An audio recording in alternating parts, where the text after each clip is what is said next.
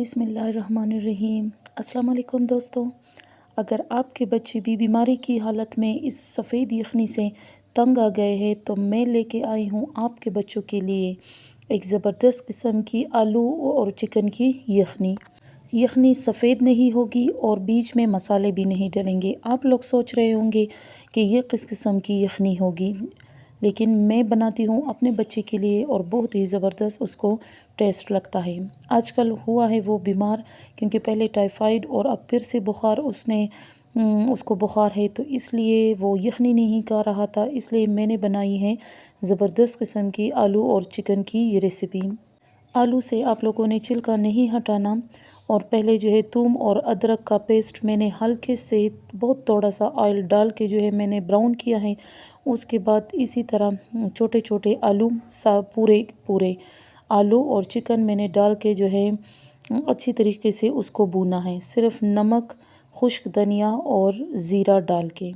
اس کو اچھی طریقے سے میں نے پہلے بھونا ہے، تاکہ چکن سے اسمیل بھی چلی جائے اور وہ جو بیچ میں جو خون سا ہوتا ہے وہ بھی چلا جائے اور وہ اچھی طریقے سے مسالہ لے لیں۔ تھوڑا سا ہلدی بھی ڈالنا ہے، کیونکہ بچہ جب بیمار ہوتا ہے میں تو کہتی ہوں کہ دنیا جہاں کی جو بھی طاقتور چیزیں ہوں تاکہ میں وہ ان کو کھلا دوں،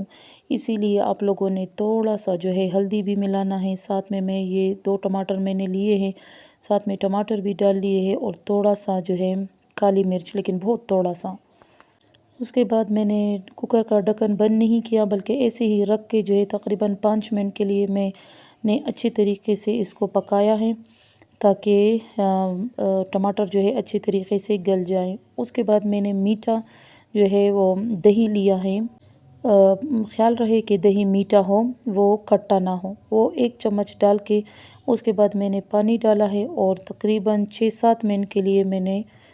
ڈھکن بند کر دیا ہے ویٹ لگا کے۔ اور دوسری سائڈ پہ میں نے توا گرم کر کے اس کے لیے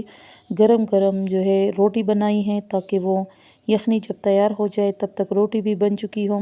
کیونکہ بخار میں اس کے منہ کا ذائقہ بھی ٹھیک نہیں ہے، اس وجہ سے وہ صحیح کھاتا بھی نہیں ہے۔ میں نے نرم قسم کی روٹی بنائی ہے اور ساتھ میں زبردست قسم کا چکن اور آلو کا شوربہ تیار تھا، بغیر مسالوں کا۔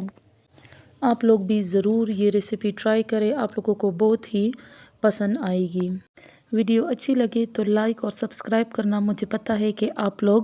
ضرور کریں گے۔